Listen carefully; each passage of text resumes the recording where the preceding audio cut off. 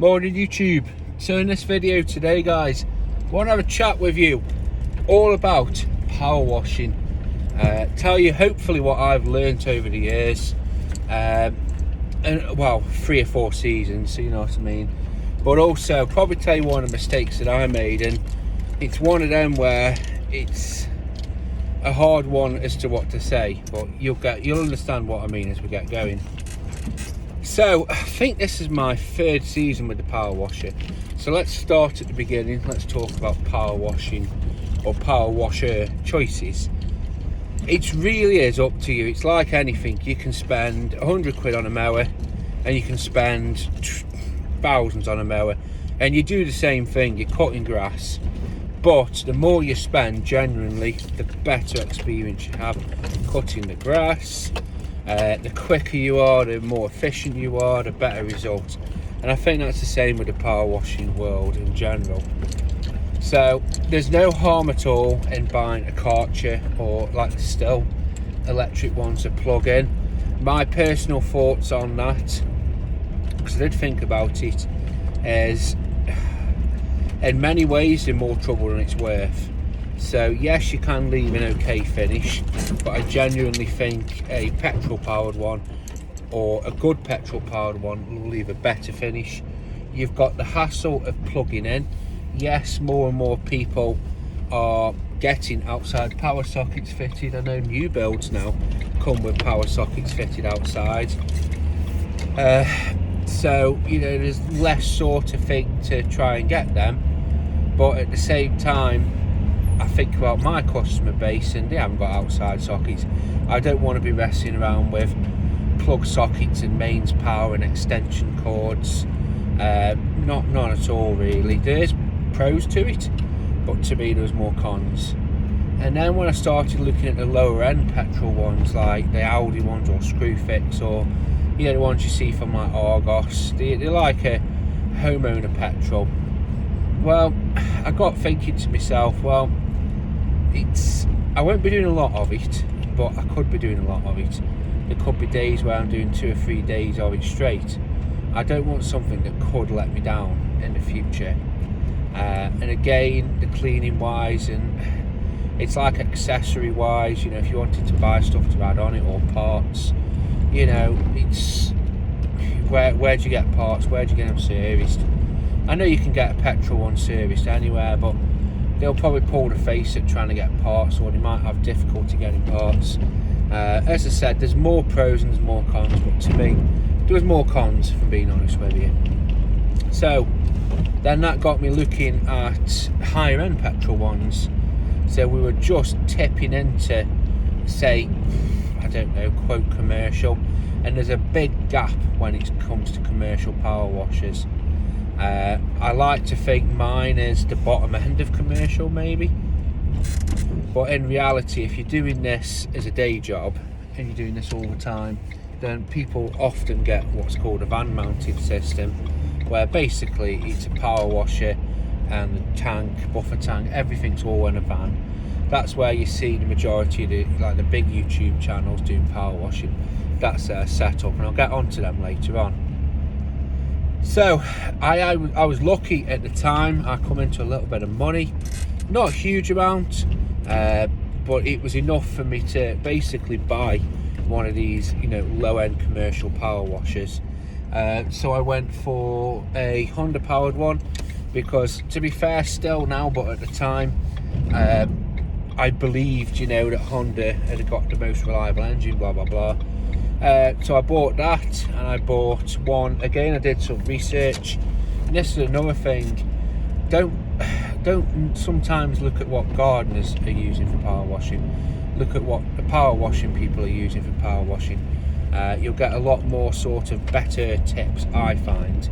I'm not being rude, it's just there's a difference between myself doing it, you know, for a couple of jobs a month, or you know, a couple of jobs a week, and then somebody who's doing it, you know, full time, day in, day out. They're the people who get the routine nailed down, the system. So that's what you want to be trying to either emulate or copy. And there's no harm in ripping off what somebody else uses. You'd rather buy it once, cry once, than buy something crap and then have to sell it or get rid of it because it's not right for you. That's how I saw it, and that's what I thought with the lower end machinery, basically. I've got nothing against it. It's just, you have some people where they'll say, right, I'll buy the cheapest possible one, see if I like it, and then I'll go for it. And then some people think, well, and this is myself, where just jump in once, buy once, cry once, do your research, and that's what I did. So all the stuff I've got, I've still got. So I settled on a Honda powered machine, GX390 engine. It's got a good pump on it. Now you've got a few choices. You can buy a direct driven one, that's what you normally see in the lower end machines, or you can buy a gearbox reduction, or you can buy a belt driven. And that's what I went for. I went for the belt driven because I thought, in my head, and to be fair, I haven't really had any problems with it, but in my head I thought, well, it's less to go wrong, it just needs a new belt if it snaps, whatever. So just do your homework, guys, really do your homework. It's so important because you are spending a lot of money on this. So like I said, buy once and cry once, but it's up to you which tack you take. If you have a choice, so if you're buying commercial machines, try and get a long lance. Now you can look into it, and the professionals will say if you're in a certain height you want a certain size lance, because then you're not bending down so much, or you're not stooping. So for me, I think I'm 6 foot and I've got an 1100 lance, and that means that I'm not bending to do the job. I'm stood up straight, because there's nothing worse than when you're hunched up with a small lance. Get one where it's got a slight bend to it, because you'll be wetting your feet if you don't. You'll see what I mean when you look at the different lances. Quite often with the lower powered machines, they will put a very severe bend on it, and I think honestly they do that so you've got a lot of kickback, so you think, fuck me, this machine's powerful. So again, if it's got a more straighter lance with just a slight bend to it, you won't be wetting your feet, and you won't be eating as much salt, you won't be fighting the lance. Again, when it comes to I'll breeze through some of these, else it'll take fucking years, this video. If you want to go into power washing, my advice, get the biggest possible machine you can. The biggest, because you can turn it down. You don't need to run it on full. If you buy the biggest machine you can and you whack it on full, you think, fuck me, it's too much power, I'm using too much water here. Turn it down, run it on half revs, and then that way the lifetime of that motor is only going to be running on half revs. You're not knackering it. That's what I do with my machine. But it's very rare I run it on full. And then it's the same with a smaller machine. If you buy a smaller machine, you can't turn it up. You can't, increase the power. So you will be running that full power, full revs all the time. So I'm not saying it's going to destroy the motor, but think of which one you think's better. So there's so many little things with it. So again, my advice, buy the best quality hose reel you can. It's the little things that will piss you off. So buy the best quality hose reel with the best quality hose. Don't get hose lock unless it's the professional one, the yellow one. I bought the homeowner stuff and it is absolute garbage. It's probably one of the most frustrating things, because I've got a 50 metre reel. I threw it away. I had a 50 metre reel, and there's times where the hose was just that thin that it would just kink straight away. And there's nothing worse than when you've got 40 metres out and you roll it up, and then you come to use it and you just pull 5 metres out and you think, why is the water not coming out? You have to then unreel the whole thing, and then you realise, oh, I've got a kink in it, right at the 40 metre mark. It's really frustrating. So kit wise, get the best you can afford. Do you need a surface cleaner? Now I'll tell you what I did. When I used to work, they had a power washer and I used to use it, and they never had a surface cleaner. So I got used to using a lance. I didn't mind it, it is what it is. And when I bought my machine, I thought, I don't need a surface clean, I'll just use a lance. And which one would you rather clean with? A, say, 50mm, 75mm circle, or a 21-inch circle? Exactly. Yes, the turbo lance will get it cleaner, but you don't necessarily need, there's not all surfaces. The turbo lance is very, very aggressive, and any lance-based thing is very, very aggressive.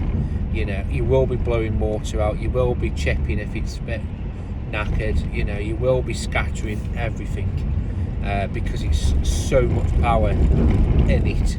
A surface cleaner is the opposite to that. It's still as powerful, but it's not as destructive, it's not as messy, especially if you have pointing on patios and slabs. This is a big one, I'll get onto this later, but it doesn't seem to disturb it as, say, a turbo lance would. A turbo lance just destroys everything, but it does clean very well. So for me, again, I decided to get a few.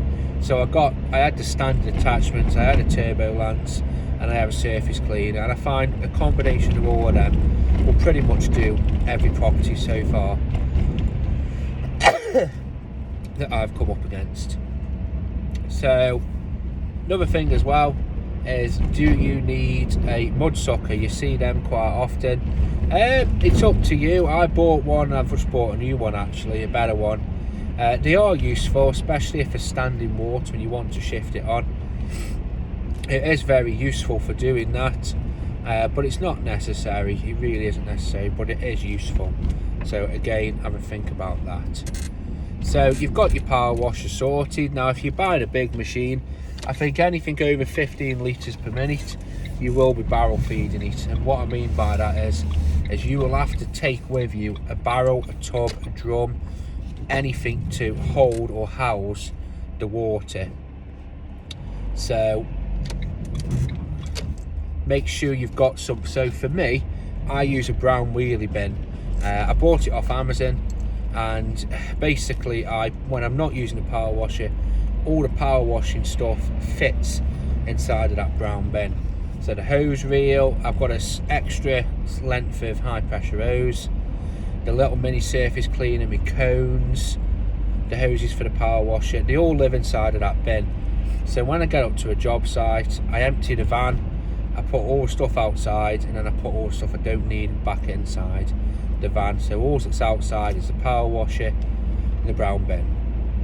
Now you will find that filling up from a source of water, it's the first thing you'll come across is, if you're lucky and you're in a good area, you might find that the water pressure is really good, and you'll never have a problem. Even with my machine, which is a 21 litre machine, I never have sometimes I don't have a problem. The majority of times it's fine. I literally just plug it and there's more than enough water there.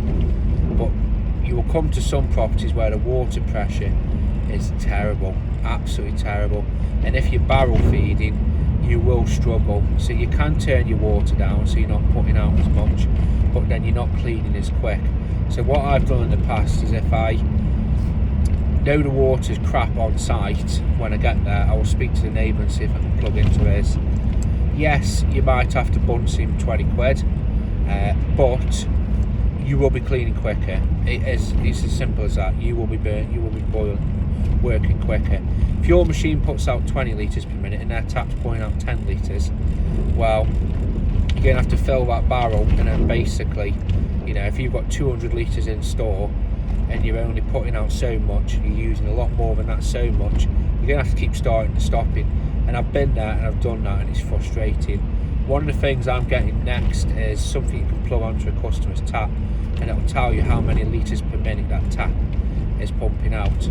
So what I'll do is I'll go to areas people I know have got good water pressure, and I'll measure that, and then I've got a baseline, and I can factor that in. So when I can quote, I can say, right, I'll just do a water test, and then if it is that it's crap, I can then say, right, is there any chance I can plug into your neighbour's tap? Power washing, like anything, is all about being as efficient as possible. It really, really is.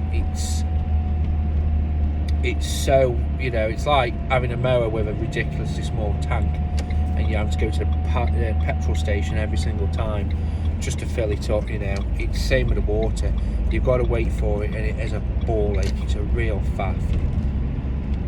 So I think that covers pretty much everything before we get to the actual job. So we've gone through kit selection. We've gone through, one more thing I can say on kit is buy lances, but if you want a turbo nozzle, get the turbo nozzle attached to the lance permanent.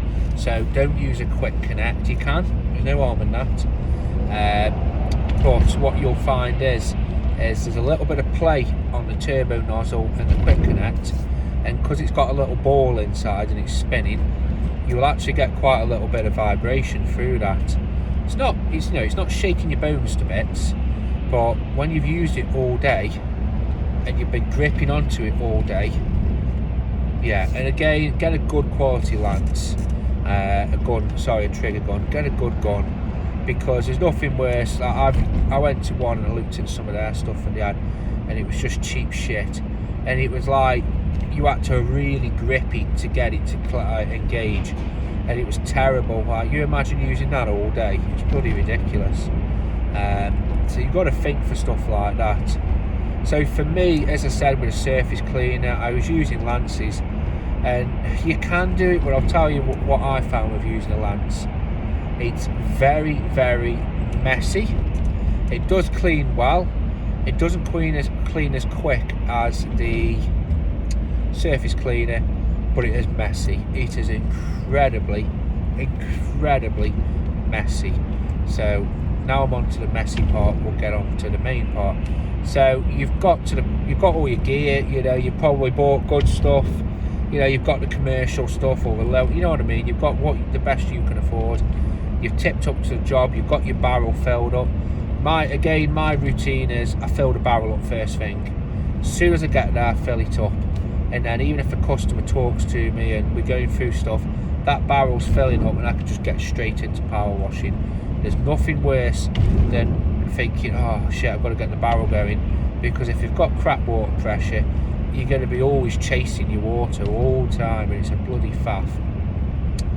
So we've done all that, we've got all that set up right. Now you start power washing. Now a few things to look at. And this is the hardest one. And this is the hardest one that you really have got to be very careful about. And this is one thing that they don't tend to show you on the other YouTube channels, and we've all seen them, where the bloke will tip up, he'll power wash, he'll spray something on the drive, hypochlorite, and then he will just give it to wash off. It looks amazing, and then basically that's job done. It isn't like that at all. It really isn't. You've got probably whatever system you decide to go for, you've got time to set it up first, so that takes time out of your day, and then 20 minutes, and then you've got to do the job and you've got to tidy up. But we'll break this down. So the first thing is doing the actual job. It's whatever you do. So for me now, I've learned this the hard way. When you're power washing, you need to speak to your customer, get the quote, get the job, whatever. And then my advice to you is to go to either side and then tell the neighbours exactly what you're doing. Say, hi, it's Sam from SGM. I'm just letting you know I'm coming the following date, whatever, to power wash. And I always try and use the first name, or their name. I'm here to power wash Mrs. Such and Such's front drive and back drive, or back patio, whatever. I'm just letting you know there might be the chance that I could splash a bit of water onto your side, or the worst case is with the power wash and the nature of it, you're cleaning, there might be a little bit of sort of dirt, but don't worry, I will clean up after myself. I'm very thorough and I'm very meticulous. If you will, please move your car. I will be here on this date at this time. If you can pull your car onto the road, that would be great, because as I said, there is a chance that it could get splashed. Now, it sounds very thingy, but you really do have to do that, both sides, because you will splash. It's amazing how far this, when you're using a lance, and it's amazing how far it does actually travel and splash. I remember about 3 months ago, I was power washing somebody's drive, and I was at one side of the drive, and it was a big driveway to be fair, and then the next side was the neighbour's car, and I was far enough away that he'd just come back as well, and I'd already done his side, the side closest to. I thought, I don't need to say, no point. And then he come over to me and he goes, "Have you seen my car?" And what had happened is with the surface cleaner, it had put the dust or the shit into the air, and there was a strong breeze, and it had blew all of these fine droplets of like sandy mud onto this bloke's car. I was like, for fuck's sake, well, I thought it, I didn't say. And I just, what can you do? I just apologised, and I said, "Luke, I will clean the pack, I'll clean it for you." And he says, "Yeah, I'm just letting you know, I don't want you to go away, and then I have to do it." So I did, I gave it a wash for him. But it does happen, it really does happen. You've got to be so conscious of what you're putting up, where it's actually going, because it does spread a lot further than you think. It's crazy how far it does go. You'll splash windows. Again, my advice, buy a window cleaner's tool belt, the traditional kit where it's got the squeegee and the applicator, and just clean the windows. So I'll always tell customers, and I always price it in, I always just put another 10-15 quid on for cleaning the windows, because you are going to shit them up. There's no two ways about it, you're going to shit them up. If the customer's house proud, which she probably is because she's got you there, and you don't do a thorough enough job, say on a conservatory or windows, conservatories are a nightmare, especially with the white UPVC. What will happen is you will leave behind stains. Even if you try to keep it wet, you'll leave behind stains. The glass, because it's tap water, and if you're in a hard water area, you'll leave behind like a white oxidization film on the top, where basically the limestone and all the additives you put into the water, that will settle on top of the customer's window on the glass, and it just leaves a mess. It really does. It just leaves a mess, and it leaves something that you don't want to be leaving stuff like that behind if you can help it. So for the extra 10 minutes it takes, just blade the windows off, just get them off and give the windowsills a wipe down. That's what people are paying for. They're paying for a cleaner, they're paying for thoroughness at the end of the day. The next one, and this is the most frustrating one. Now, somebody told me actually recently that by law, you basically, if you're power washing, you need to contain all of the water that washes off and take it with you. Now, I've not even looked into that, because how would I do it? How would you do it? There is no way on this earth anybody who power washes as a job can possibly do that, unless they tow with them 5 IBCs or something. You will never do it. So I've not even looked into it. Maybe it's something to consider. Maybe I'm being ignorant. I don't really know at all.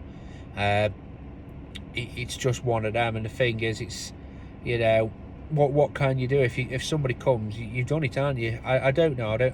I'm not knowledgeable enough on that, so I don't want to talk too much about that. But I thought it's worth mentioning. But this leads on to the next thing.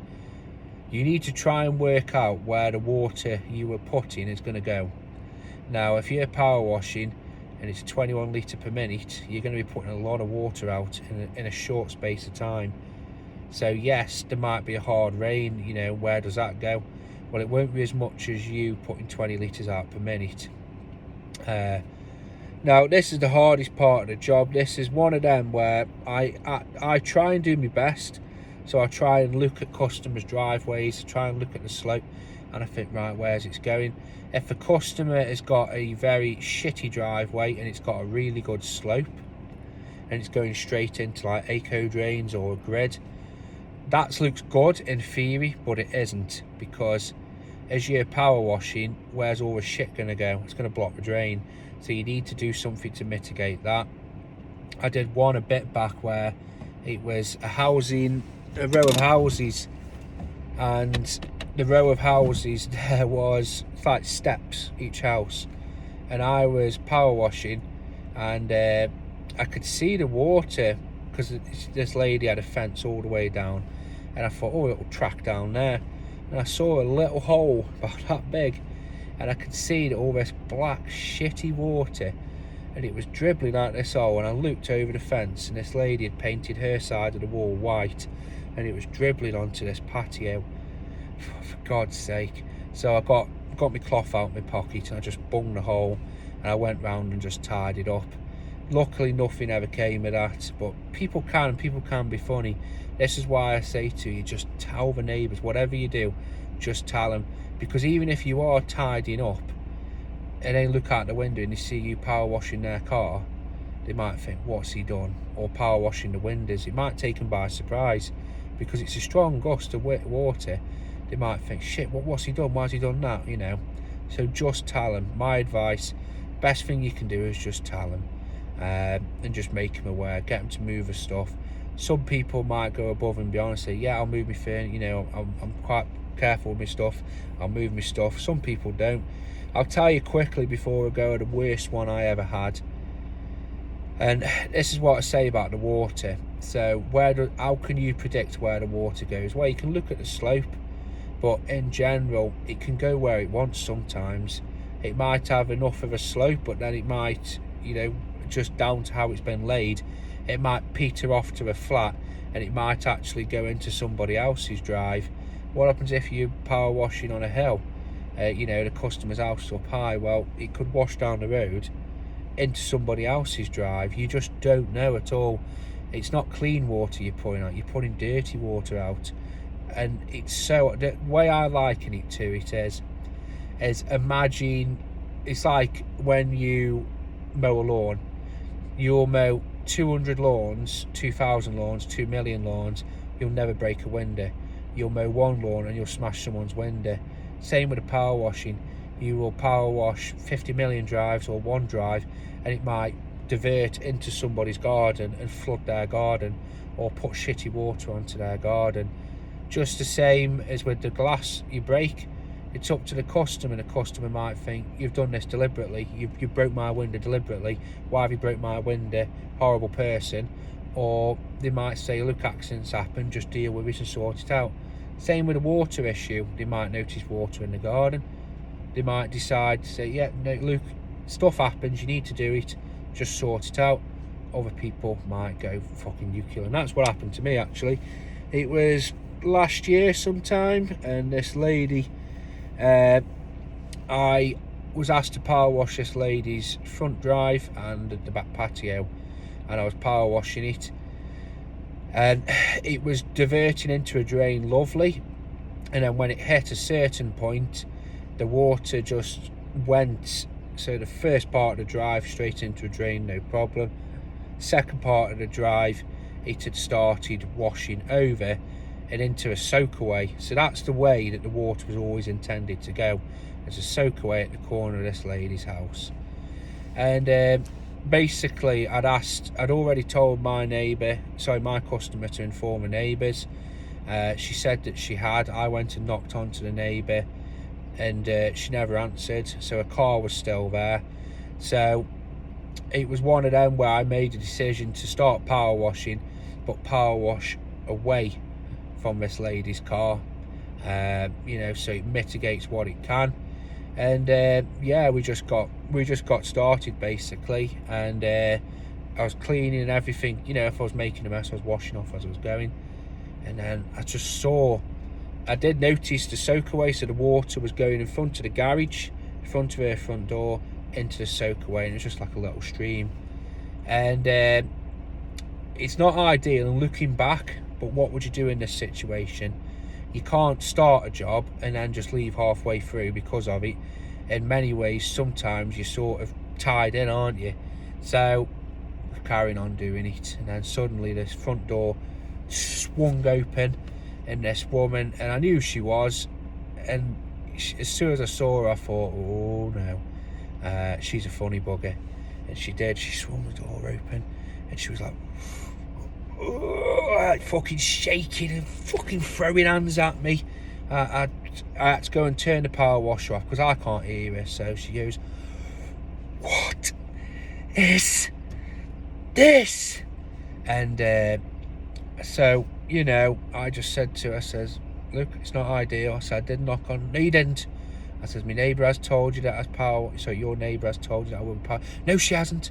Oh, she was going fucking mental. She said, well, and she was screaming at the top of her lungs, well, you. And she's a 60-year-old woman. It was, I'll be honest with you, I felt sorry for her. It was embarrassing because she was losing her shit.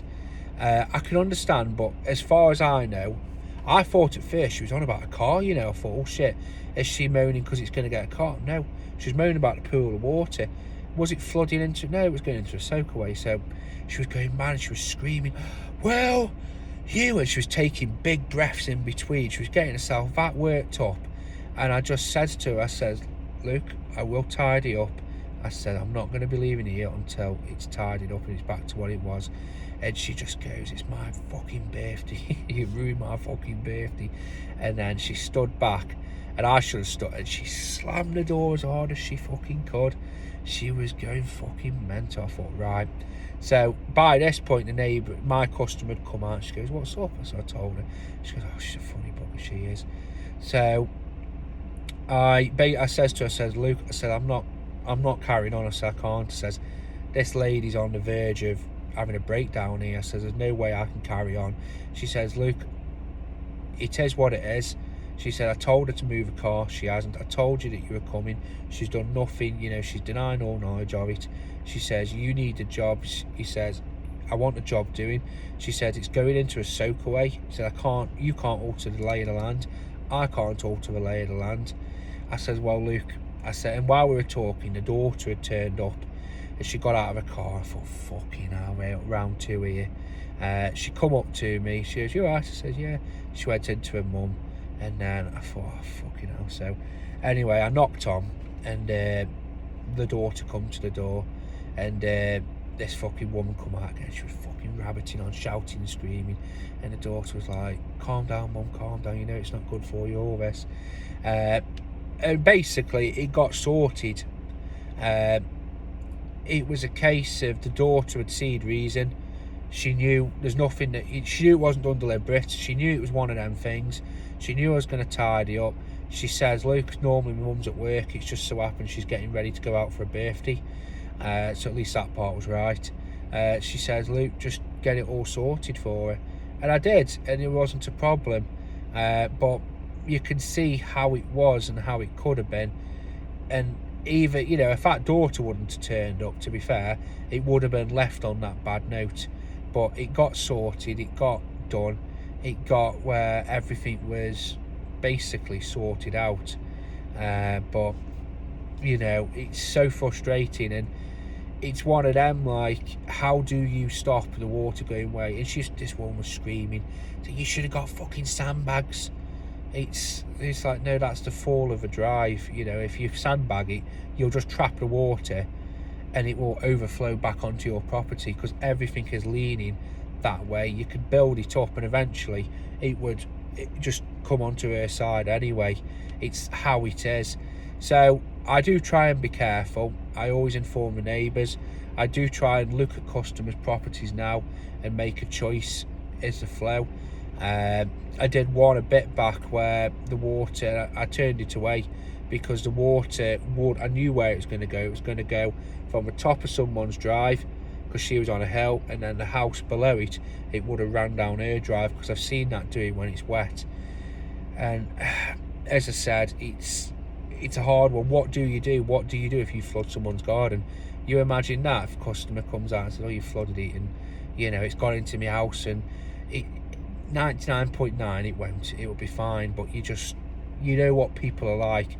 And I must admit, that one customer, the crazy lady, it really did knock me confidence. It really did. It actually put me off doing it for a good while because she was just that angry and she was that mad. I've never seen it. She was like taking gulps of air. She was screaming. And as I said, you can't let it get you down. Stuff happens. It's like a window. You don't deliberately break a window. Stuff happens. But it's so frustrating. So as I say, I'm not trying to put you off. I'm trying to give you as much info as possible. But tell people, tell what you're doing, tell the neighbours, cover your own arse. Have a good day, guys. Keep on gardening.